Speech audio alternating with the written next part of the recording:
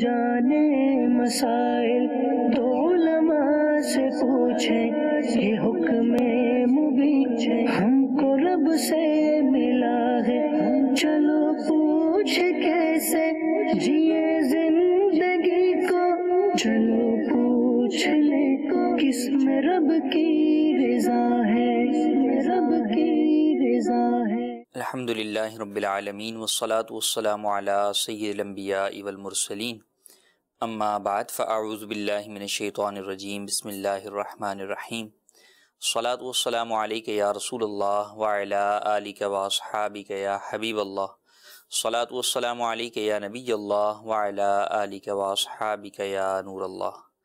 مدنی channel کے ناظرین، دارالافتاء اہل سنت کے سلسلے میں آپ کو ایک مرتبہ پھر مرحبا کہتے ہیں۔ آج بھی ہمارا موضوع گزشتہ سے پیوستہ ہے اور موضوع ہے ہمارا ایجوکیشن، تعلیم۔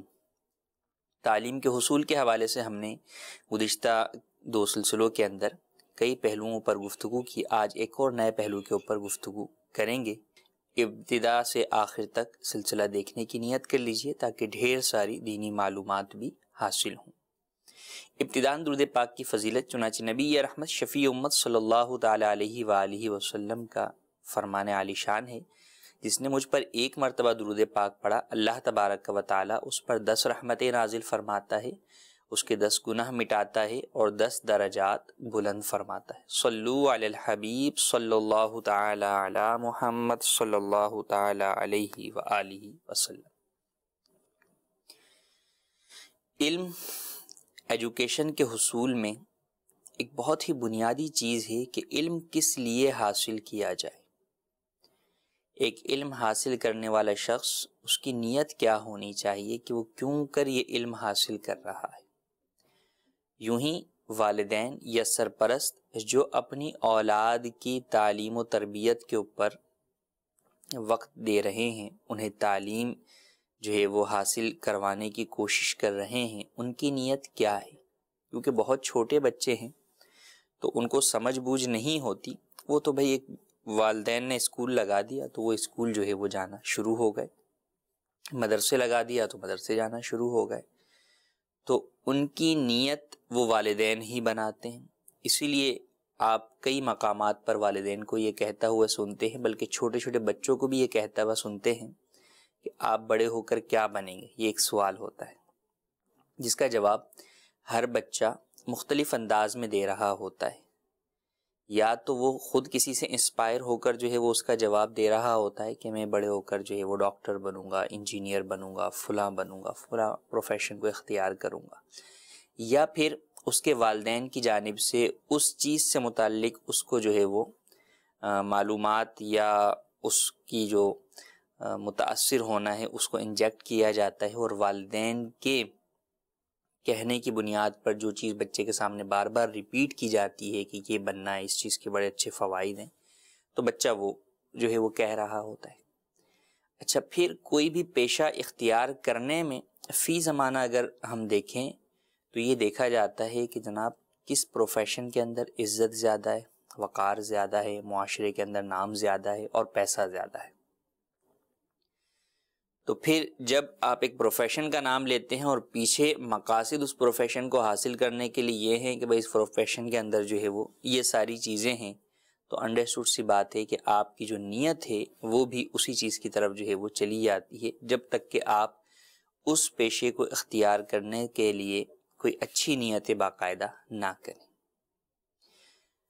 تو ہمیں یہ جاننا ضروری ہے کہ خود علم حاصل کریں۔ جو بچے بڑے ہو گئے، بالغ ہو گئے، سمجھدار ہو گئے ہیں، ان کے لیے بھی یہ اہم پہلو ہے کہ وہ اپنی نیت کیا رکھیں علم حاصل کرنے میں، اور والدین جو اپنی اولاد کو علم دین سکھا رہے ہیں یا علم دنیا سکھا رہے ہیں، دونوں ہی صورتوں کے اندر نیت جو ہے وہ کیا رکھنی چاہیے۔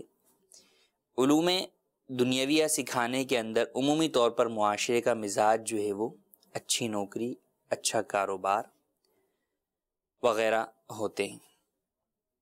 علم دین کے اندر دین سکھانا ایک بہت حد تک جو ہے وہ نیت ہوتی ہے، کیونکہ اس کے اوپر بطور پروفیشن جو ہے وہ ہمارے معاشرے کے اندر تکیہ نہیں کیا جاتا، یا اسے اختیار کرنے کو اتنا وہ نہیں شمار کیا جاتا.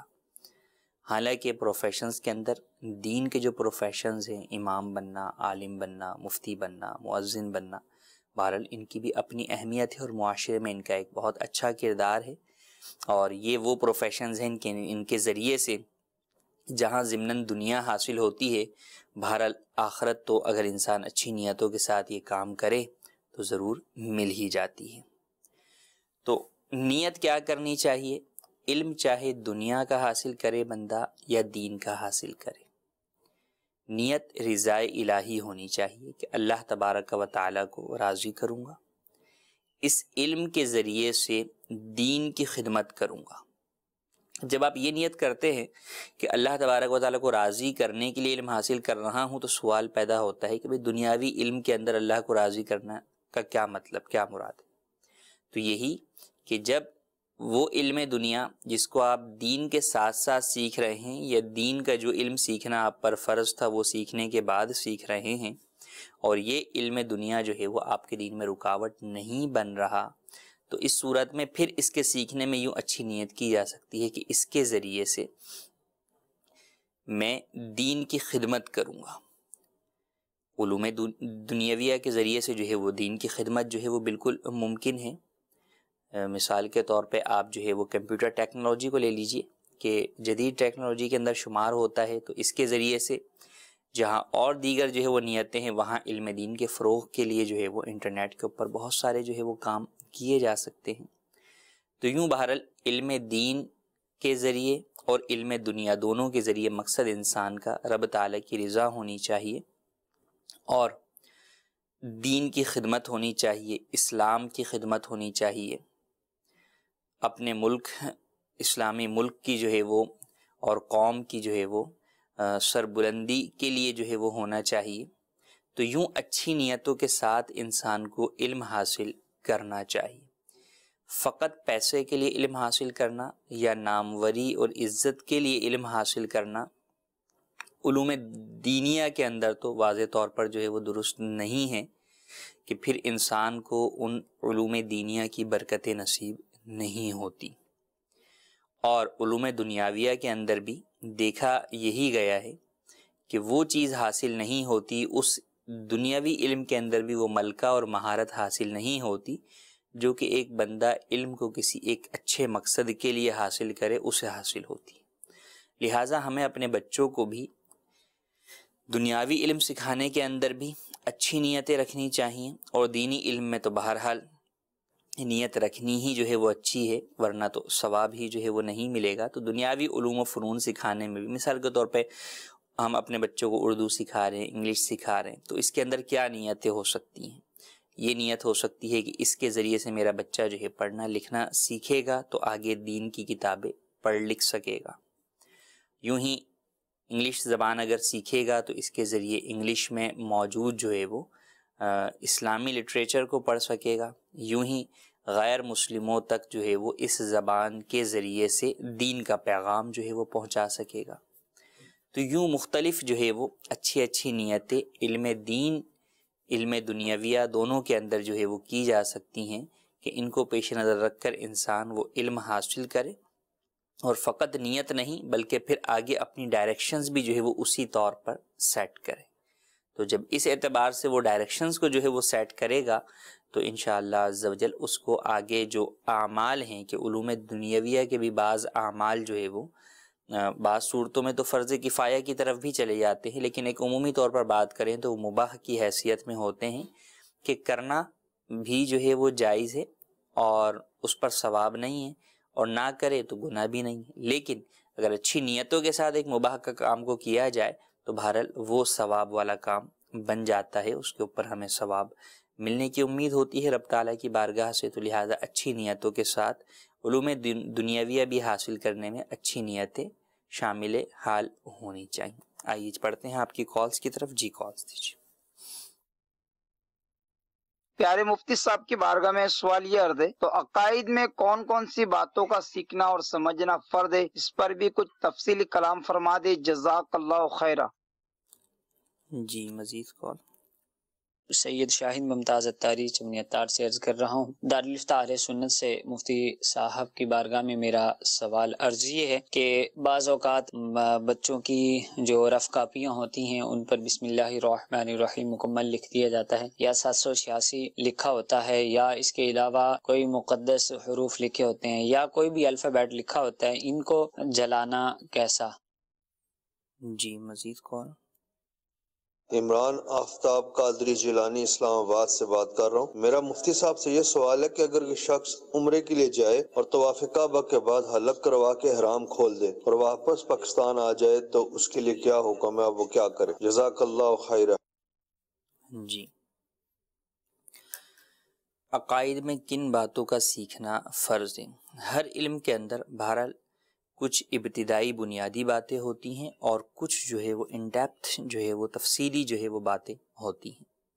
تو عقائد کے اندر بھی ایک مسلمان کو عقیدوں کا معلوم ہونا یہ کم از کم جو ہے وہ فرض ہے کہ اسے یہ معلوم ہو کہ اللہ تبارک و تعالیٰ کی ذات سے متعلق مجھے کیا عقیدہ رکھنا ہے، نبی کریم صلی اللہ تعالیٰ علیہ وآلہ وسلم کی ذات مبارکہ سے متعلق مجھے کیا عقیدہ رکھنا ہے، دیگر سابقہ انبیاء کرام علیہم السلام سے متعلق مجھے کیا عقیدہ رکھنا ہے، ملائکہ کیا ہیں اور ان سے متعلق مجھے کیا عقیدہ رکھنا ہے، جنات کیا ہیں اور ان سے متعلق مجھے کیا عقیدہ رکھنا ہے، برزخ کیا ہے، آخرت میں اٹھائے جانے والا جو معاملہ ہے یہ کیا ہے اور اس سے متعلق میرا کیا عقیدہ ہونا چاہیے، ان باتوں کا سیکھنا ایک مسلمان پر فرض ہے۔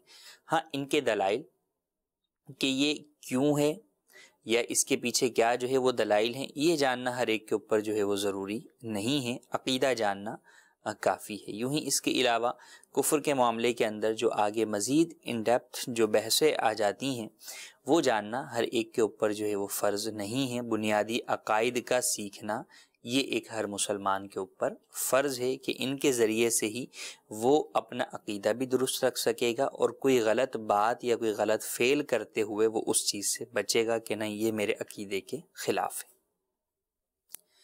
دوسرا سوال ہمارا کہ رف کاپی میں یا دیگر کاپی وغیرہ میں کتابوں کے اندر بسم اللہ الرحمن الرحیم یا مقدس نام وغیرہ لکھے ہوئے ہوتے ہیں یا 786 جو ہے وہ لکھا ہوا ہوتا ہے، تو اسے جلا دینا کیسا؟ بسم اللہ الرحمن الرحیم عربی میں لکھا ہوا ہے یا مقدس جو ہے وہ نام وغیرہ لکھے ہوئے ہیں تو انہیں جلانا منع ہے۔ باقی اس کے علاوہ کاؤنٹنگ وغیرہ کے اندر جو ہے وہ لکھا ہوا ہے یا اور دیگر جو کوئی بھی تحریر ہے جو مقدس تحریر نہیں ہے، مقدس ناموں کے علاوہ جو ہے وہ ہے، تو اس صورت کے اندر اسے جلایا جا سکتا ہے۔ تو اب اس کاپی وغیرہ میں سے جہاں پر مقدس نام لکھے ہیں انہیں جو ہے وہ وہاں سے پھاڑ لیا جائے اور اسے ٹھنڈا کرنے کی ترکیب بنائی جائے۔ بقیہ کاپی وغیرہ جو ایکسٹرا ہے، اضافی ہے، تو اسے جلایا جا سکتا ہے۔ تیسرا سوال کہ ایک شخص عمرہ کرنے گیا اور طواف کے بعد حلق کرا کر واپس اپنے ملک آ گیا تو اب کیا کرے؟ عمرے کے اندر طواف اور سعی دونوں ہیں، سعی بھی واجب ہے، تو اب اگر اس شخص نے سعی نہیں کی تو اس کے اوپر بہرحال دم لازم ہوگا، لہٰذا اس کے اوپر دم لازم ہے کہ یہ حدود حرم شریف کے اندر ایک بکرا یا بکری جو ہے وہ ذبح کروائے، یہ اس کے لیے ضروری ہے۔ جی مزید کال۔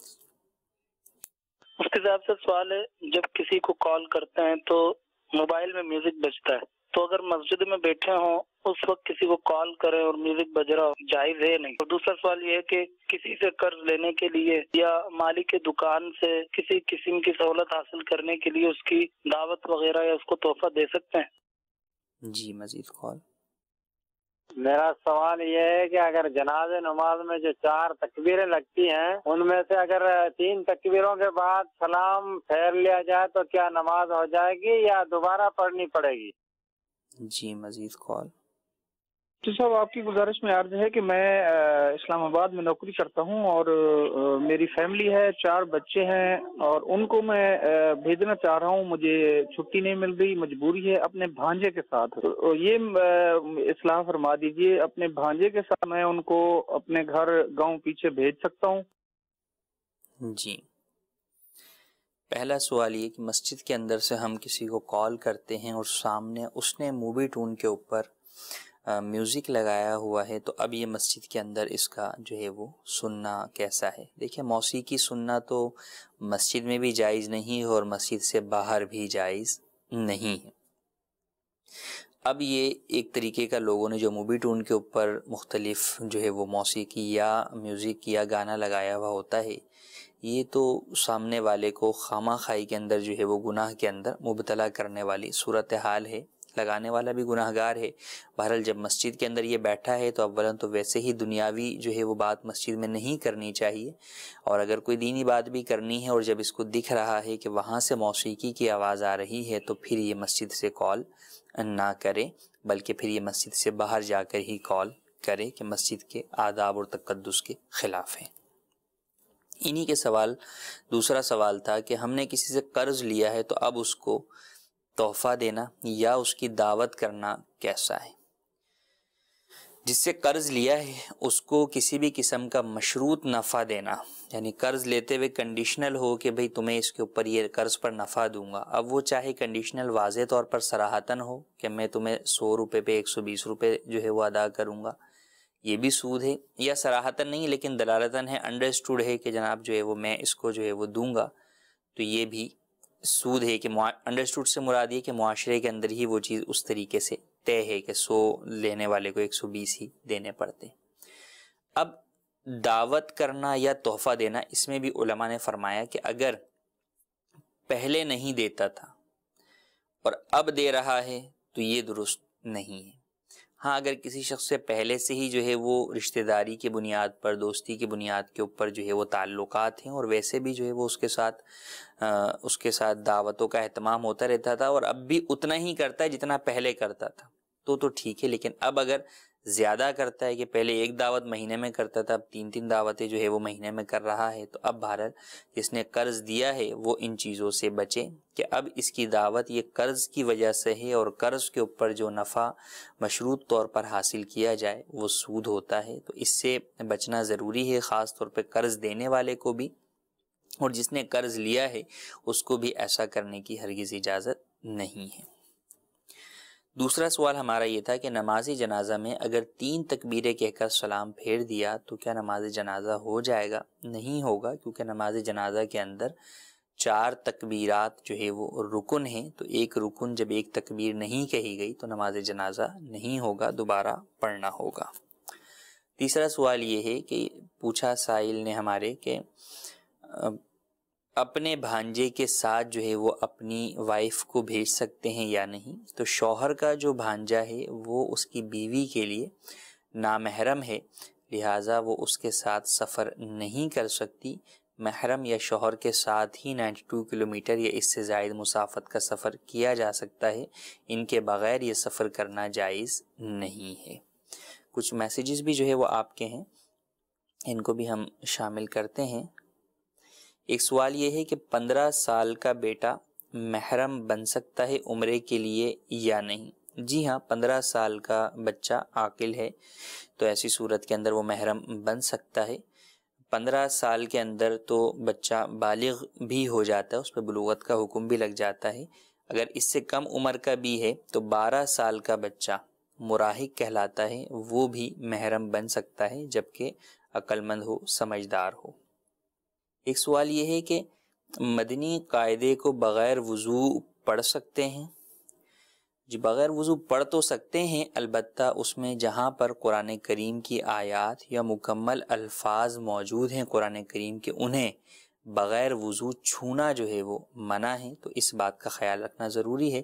لہذا بہتر یہی ہے کہ مدنی قاعدے کو بھی یا اور بھی کوئی بھی قاعدہ ہے تو اسے باوضو ہی پڑھا اور باوضو ہی چھوا جائے۔ ایک سوال یہ ہے کہ نکاح کے 1 دن پہلے ولیمہ ہوتا ہے کہ 1 دن بعد؟ نکاح کے 1 دن پہلے تو ولیمہ نہیں ہوتا، ولیمہ تو ہوتا ہی نکاح کے جو ہے وہ بعد ہے، اور نکاح کے بعد بھی شب زفاف گزارنے کے بعد ہی ولیمہ ہوتا ہے۔ ہاں 2 دن تک ہو سکتا ہے، اس کے بعد جو ہے وہ ولیمہ ادا نہیں ہوتا، سنت ولیمہ کا وقت ختم ہو جاتا ہے۔ ایک سوال یہ ہے کہ مسجد فنڈ کے پیسے اپنے اکاؤنٹ میں جمع کر سکتے ہیں یا نہیں؟ سب سے بہتر تو یہی ہے کہ مسجد کا اکاؤنٹ بنایا جائے، اگر وہ بننا ممکن نہ ہو اور ضرورتاً اپنے اکاؤنٹ میں پیسے رکھنے ہیں تو پھر گواہ جو ہے وہ لوگوں کو بنا لیا جائے کہ بھئی یہ اتنے پیسے مسجد کے جو ہے وہ میں رکھ رہا ہوں اپنے اکاؤنٹ کے اندر، تاکہ بعد میں دونوں اعتبار سے آپ کو سہولت ہو. ایک تو یہ کہ شیطان کہیں بہکا کے آپ کو یہ نہ کہہ دے کہ جناب پیسے اس میں سے کچھ جو ہے وہ استعمال کر لو, بعد میں بول دینا اتنے ہی پیسے مسجد کے لیے آئے تھے.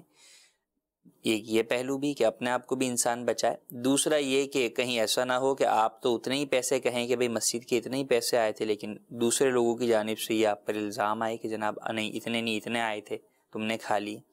تو دونوں اعتبار سے بہتر یہی ہے کہ آپ گواہ بنا لیں.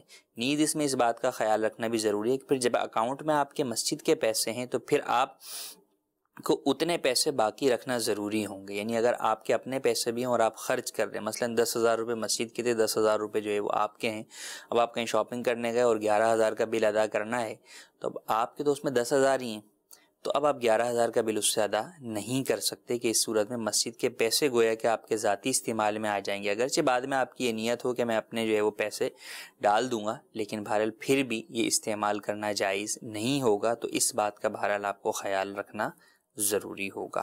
آئیے کالز کی طرف بڑھتے ہیں. جی کالز دیجیے. سب تعلیم کے حوالے سے بڑا اچھا ٹاپک جو ہے وہ آپ نے سلیکٹ کیا ہے, اور آج کل اصل میں حالات یہ ہیں کہ تعلیم کے حوالے سے بہت زیادہ زور دیا جاتا ہے, اور میں یہ پوچھنا چاہ رہا تھا کہ تعلیم جو ہے وہ کس ایج سے بچے کو شروع کرائی جائے, کیونکہ آج کل تو جو نارمل اسکول میں بچوں کو لیا جاتا ہے وہ 2.5 سال کی ایج میں لے لیا جاتا ہے. تو 2.5 سال کی ایج میں اس کو بھجوایا جاتا ہے تو اس کو میچور نہیں ہوتا, اس کا ذہن میچور نہیں ہوتا. اس حوالے سے ہمیں گائیڈ کریں کہ کس ایج میں بچے کو پڑھایا جائے. جی مزید کال. دارالعلوم اہل سنت میں میرا سوال ہے, جو عورت آپریشن سے اپنے بچے بند کرا دیتی ہے تو میں نے سنا ہے اس کے بارے میں کہ نہ اس کا حج قبول ہوتا ہے نہ اس کا عمرہ قبول ہوتا ہے. اس کے لیے مجھے شریعت کے مطابق بتا دیں. جی مزید کال. ان کے شہر پالی راجستھان غلام یاسین اختاری. مفتی صاحب یہ ساتھ فرما دیجیے طوطا پالنا کیسا ہے؟ آج کل یوٹیوب پر ایک ویڈیو وائرل ہو رہی ہے جس میں حدیث پاک کا خلاصہ حدیث پاک بیان کر کے بتایا جا رہا ہے کہ طوطا پالنا سرکار علیہ الصلوۃ والسلام نے اجازت دی ہے, صحابہ کرام نے پالا ہے. تو واضح جواب ارشاد. جی پہلا سوال یہ کہ کس عمر سے جو ہے وہ تعلیم حاصل کروائی جائے.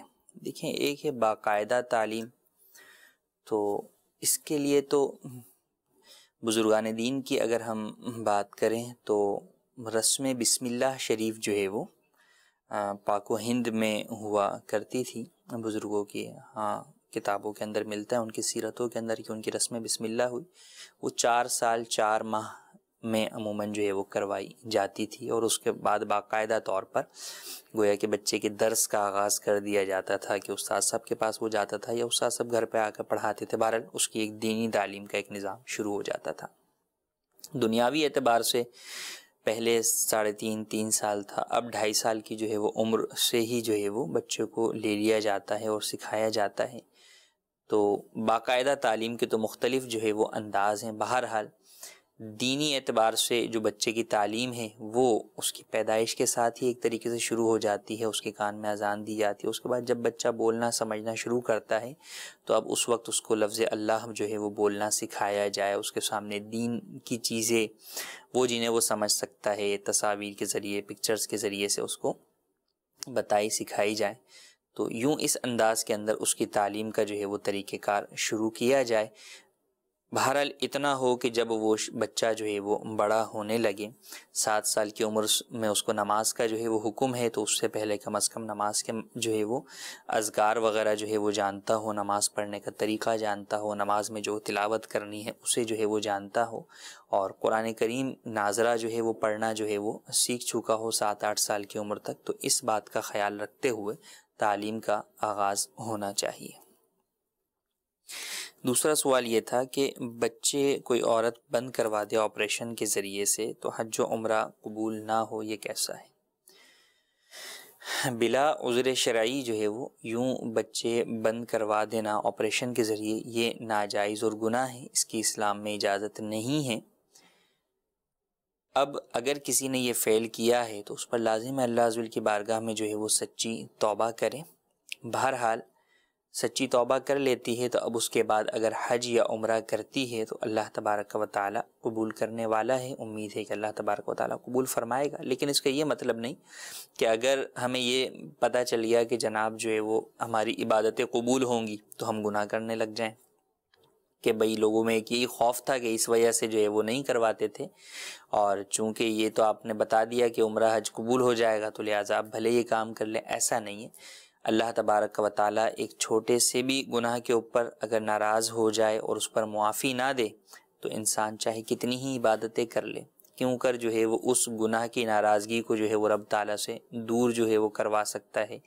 تو لہٰذا اللہ تبارک و تعالیٰ کی ناراضگی سے ڈرنا چاہیے. چھوٹے سے چھوٹا گناہ ہو اس میں بھی یہی ہو کہ اللہ تبارک و تعالیٰ اگر ناراض رہا، راضی نہ ہوا، معاف نہ کیا تو میرا کیا بنے گا. لہٰذا گناہ کرنا ہی نہیں چاہیے، گناہ کو ہرگز ہلکا نہیں جاننا چاہیے.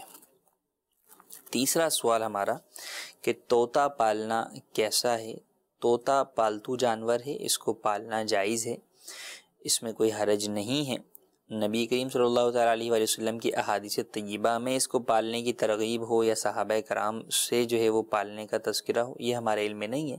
لیکن بہرحال طوطا پالنا فی نفسی جو ہے وہ جائز ہے. ہاں، ایک صحابی رسول جو چھوٹے عمر میں تھے، ان کی ایک چڑیا تھی، اس کے بارے میں جو ہے وہ تذکرہ آتا ہے کہ انہوں نے وہ چڑیا جو ہے وہ پالی ہوئی تھی جو کہ بعد میں مر گئی تھی. تو نبی کریم صلی اللہ تعالیٰ علیہ وآلہ وسلم نے ان سے جو ہے وہ پوچھا تھا کہ یا ابا عمیر ما فعل النغیر، کہ اے ابا عمیر تمہاری چڑیا کا جو ہے وہ کیا ہوا.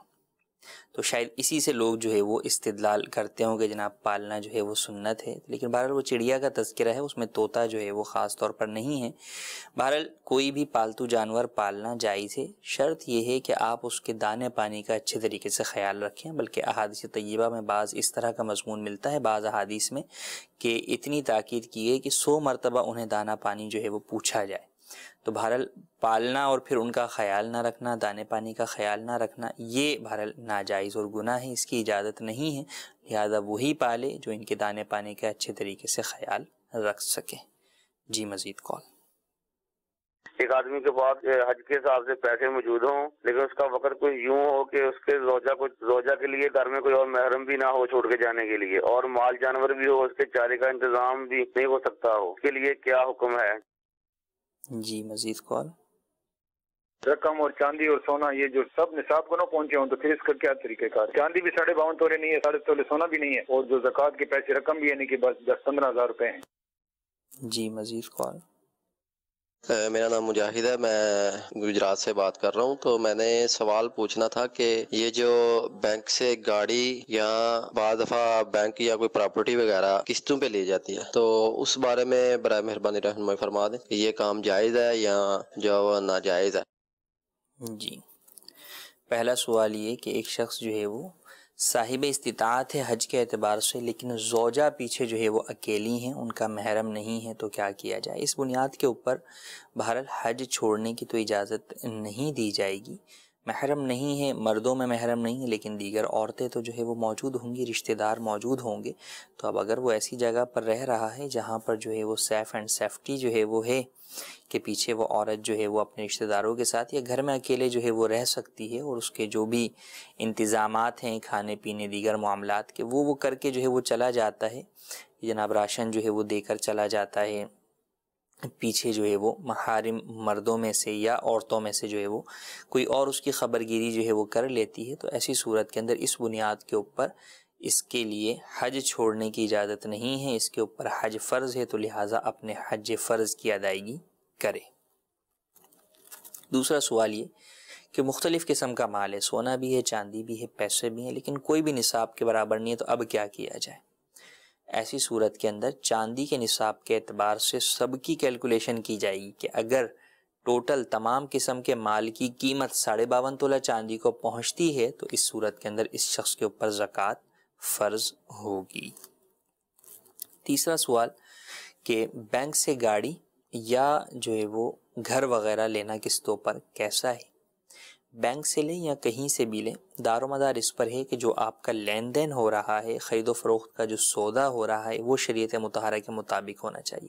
فی زمانہ بینک سے بالخصوص اور بالعموم دیگر جگہوں سے بھی لینے میں قسطوں پر انشورنس کی بھی شرط ہوتی ہے گاڑی وغیرہ میں. نمبر 2، قسط لیٹ ہونے کے اوپر پینلٹی چارج کی جاتی ہے. اور نمبر 3 یہ کہ قسط کی عدم ادائیگی کی صورت کے اندر وہ چیز ضبط کرنے کی بھی شرط ہوتی ہے. تو ان ناجائز شرائط کی بنیاد کے اوپر گاڑی وغیرہ یا گھر وغیرہ قسطوں پر لینا جائز نہیں ہے۔ اگر کسی جگہ سے ان شرائط کے بغیر شریعت مطہرہ کے اصولوں کے مطابق جو ہے وہ آپ کو قسطوں کے اوپر چیز ملتی ہے تو آپ لے سکتے ہیں، لیکن بینکوں سے عمومی طور پر اس طرح ممکن نہیں ہوتا۔ جی مزید کالز۔ میں محمد اختر بہاول نگر سے بات کر رہا ہوں۔ مفتی صاحب سے میرا یہ سوال ہے کہ مستعمل پانی کے بارے میں کوئی ارشاد فرما دیں معلومات۔ جی مزید کال۔ میں نے یہ پوچھنا تھا کہ یہ جو مزاروں پہ جاتے ہیں، مطلب زائرین جو جاتے ہیں پھر وہ چندہ وغیرہ دیتے ہیں، یا وہ اس حوالے سے پوچھنا تھا کیا یہ جائز ہوتا ہے؟ اور جو قبر پہ جاتے ہیں مطلب وہ اگر جاتے ہیں تو کیا طریقہ کار ہونا چاہیے؟ جی مزید کال۔ سوال یہ ہے کہ ہمارے جو گاؤں کی مسجد ہے نا، اس کا وضو خانہ وہ کافی سارا فرش جو تھا وہ پہلے والا سارا خراب ہو گیا، ٹوٹ گیا تھا۔ اب ہم نے وہ سارا فرش جو ہے وہ نیا بنایا ہے۔ اب جو پہلا وہ سامان نکلا ہے، کچرا نکلا ہے، پہلے جو فرش لگا ہوا تھا اب وہ کافی سارا جمع ہو گیا۔ اب ہماری رہنمائی فرمائیں کہ وہ جو پہلے فرش ہے، جو سامان پہلے نکلا ہے، اس کا کیا کرنا چاہیے؟ جی پہلا سوال ہمارا کہ مستعمل پانی کے بارے میں معلومات دیجیے۔ مستعمل پانی کہ اگر آپ پر وضو یا غسل فرض تھا اور آپ نے جو ہے وہ اس سے وضو اور غسل جس پانی سے کر لیا تو وہ پانی مستعمل ہو گیا، اب دوبارہ وضو اور غسل کے یہ قابل نہیں ہے۔ وہ پانی پاک تو ہے لیکن پاک کرنے والا نہیں ہے، یعنی اس سے وضو اور غسل نہیں ہو سکتا۔ یوں ہی اگر وضو اور غسل فرض تو نہیں تھا لیکن آپ نے کسی قربت کی ادائیگی کے لیے جو ہے وہ آپ نے پانی استعمال کیا ہے، جیسے جو ہے وہ کھانے کے وضو کے لیے جو ہے وہ آپ نے سنت کی ادائیگی کی نیت سے جو ہے وہ ہاتھ دھوئے، یا وضو جو ہے وہ آپ نے جو ہے وہ کرنا چاہا اور اس پانی نارمل پانی کو استعمال کیا تو یہ بھی مستعمل ہو گیا۔ تو مستعمل پانی سے کپڑے دھو سکتے ہیں، فرش وغیرہ دھو سکتے ہیں، بس وضو اور غسل اس سے دوبارہ نہیں ہو سکتا۔ لہذا اس بات کا خیال رکھنا ضروری ہے، خاص طور پر واش روم وغیرہ کے اندر بالٹی وغیرہ سے نہانے کے لیے جب جاتے ہیں پانی بھرا ہوا ہوتا ہے، اب غسل فرض ہے یا وضو جو ہے وہ فرض ہے اور اب پانی میں آپ نے ہاتھ ڈال دیا تو اب وہ پانی جو ہے وہ قابل استعمال نہ رہا وضو اور غسل کے لیے۔ ہاں اب اس کو قابل استعمال کس طرح کیا جائے؟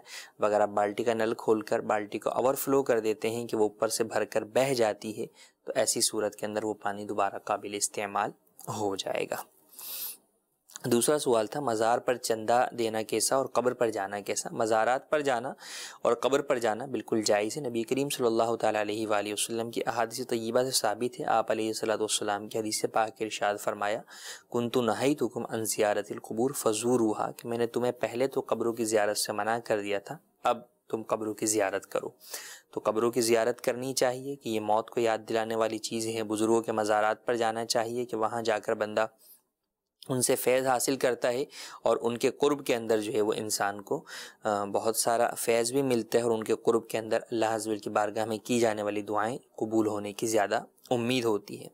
مزار پر چندہ کے اعتبار سے مزار کی جو ہے وہ تزئین و آرائش کے لیے یا مزار کے اخراجات کے اعتبار سے چندہ دینا یہ بھی جائز ہے۔ یوں ہی قریب میں اگر کوئی مسجد ہے اس اعتبار سے چندہ دینا یہ بھی جائز ہے۔ جو فقراء مساکین ہوتے ہیں ان کے اوپر بھی صدقہ اور خیرات کی نیت سے دینا یہ بھی جائز ہے، اس میں کوئی حرج نہیں ہے۔ ہاں قبرستان میں جائیں یا مزار پر جائیں تو اس بات کا جو ہے وہ خیال رکھیں کہ کسی دوسری قبر پر آپ کا پاؤں نہ پڑے اور نہ اس کے اوپر چڑھیں، اور مزار پر جائیں تو آپ 4 ہاتھ کے فاصلے سے کھڑے ہو کر جو ہے وہ سلام عرض کریں اور مزار کو جو ہے وہ چھوئے بغیر یوں ہی جو ہے فاتحہ پڑھ کے واپس پلٹ آئیں۔ تو ان باتوں کا خیال رکھا جائے۔ تیسرا سوال ہمارا یہ کہ جناب گاؤں کی مسجد کا وضو خانہ ہمارا تھا اور وہ ٹوٹ گیا، ہم نے اس کو چینج کر دیا تو اب جو پچھلا ملبہ ہے اس کا کیا کیا جائے؟ اگر تو اس کے اندر کچھ چیزیں وہ ہیں کہ جو کہ دینے والوں نے جو ہے وہ دی تھیں ڈائریکٹ ہی، مثال کے طور پر کسی نے نلکے ہی جو ہے وہ دے دیے تھے، اب وہ نلکے قابل استعمال نہیں رہے تو اب جس نے دیے تھے یہ اسی کی ملک پر لوٹ جائیں گے، لہٰذا آپ اس کو واپس کر دیں یا اس کو بتا دیں کہ یہ اب آپ کے ہیں، اب آپ بتائیں اس کا کیا کرنا ہے۔ اگر وہ اجازت دے دیتا ہے کہ ٹھیک ہے آپ اس سے جو ہے وہ آگے اس کو بیچ کر مسجد میں اس کے پیسے لگا لیں تو ٹھیک ہے یوں کر لیں۔ ہاں فرش وغیرہ کا جو ملبہ ہے تو یہ بھی بیچا جا سکتا ہے، اس میں حرج نہیں ہے۔ ہاں بیچنے میں اس بات کا خیال رکھیں کہ ایسے شخص کو نہ بیچیں کہ وہ اسے کسی ایسی جگہ استعمال کرے جو کہ ناپاکی والی جو ہے جگہ ہے، اس جگہ کے اندر وہ اسے استعمال نہ کرے، اس بات کا خیال رکھا جائے۔ واش روم وغیرہ کے اندر اس کو استعمال نہ کیا جائے۔ تو لہٰذا بیچتے ہوئے جو ہے وہ اس سے پوچھ لیں کہ آپ اس ملبے کو جو ہے وہ کہاں پر استعمال کریں گے۔ تو اگر کوئی اس طرح کی ناپاکی والی جگہ کے لیے وہ استعمال نہیں کرے گا تو ایسی صورت کے اندر وہ ملبہ بیچ کر اس کے پیسے مسجد کے اندر ہی لگائے جا سکتے ہیں، اس میں حرج نہیں ہے۔ ایک دو میسیجز جو ہے وہ ہم آپ کے لیتے ہیں کہ جی پیپر ہوں اور روزہ بھی ہے تو روزہ چھوڑ سکتے ہیں کہ نہیں؟ جو روزے فرض ہیں جیسے ماہ رمضان المبارک کے، تو رمضان کے روزے پیپر کی وجہ سے چھوڑنے کی ہرگز اجازت نہیں ہے۔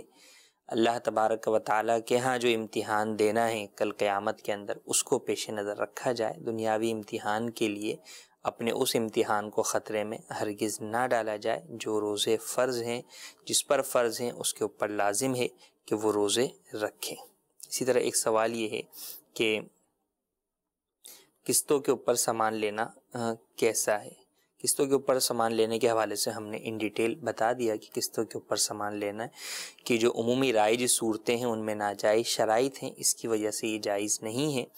جہاں پر ناجائز شرائط سے پاک قسطوں کا معاہدہ ہوگا تو وہ جائز ہے۔ اللہ تبارک و تعالیٰ سے دعا ہے کہ آج جو کچھ ہم نے سیکھا اسے یاد رکھنے، اس پر عمل کرنے، اسے دوسروں تک پہنچانے کی سعادت نصیب فرمائے اور ہمیں علم دین حاصل کرنے کی توفیق عطا فرمائے، علم پر عمل کرنے کی توفیق عطا فرمائے، اپنی اولاد کو اچھی نیتوں کے ساتھ علم دین سکھانے کی توفیق عطا فرمائے تاکہ ہم اپنی اولاد کو معاشرے کا ایک اچھا فرد بنا سکیں، دیندار بنا سکیں اور اسے بری چیزوں سے محفوظ رکھ سکیں۔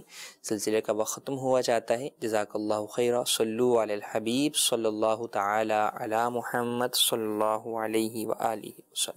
نہ جانے مسائل تو علماء سے پوچھیں، یہ حکم مبین ہم کو رب سے ملا ہے، چلو پوچھ کیسے جیے زندگی کو، چلو پوچھ لے کس میں رب کی